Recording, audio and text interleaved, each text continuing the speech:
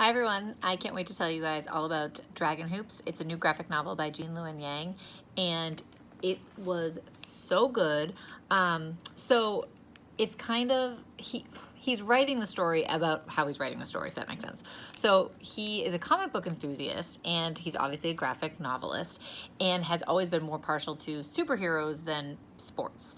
And so at the time of writing this, it was 2014, he was working in a Catholic high school in California, and their basketball team, the Dragons, have this really exciting story about the fact that this year they're going to finally win state champions.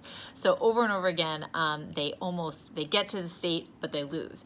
So he gets kind of pulled into exploring the story, and he kind of latches onto the story of their team, and its longtime coach, Ritchie. So he traces the season. You go through the entire season, and you learn all about the history of basketball.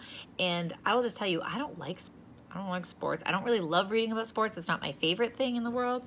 But I got pulled into this story based on the character story, based on obviously the way that his art, but like this was literally me. All of a sudden I'm like reading this, and I found myself biting my nails on the edge of my seat, and when you see that he gets the basket and he jumps up here, that was me. I was also like, oh my God, I'm so relieved, and I couldn't understand why I was so relieved. I'm like, okay, what, you don't even care? But I got pulled in to the emotional story, and I felt like their team was my team. So even if you don't like sports, this has so much packed into it.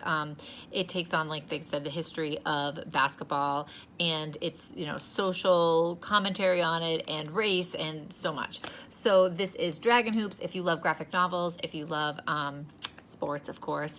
But if you're just looking for a really good read, this has everything. So it's Dragon Hoops by Gene Luen Yang.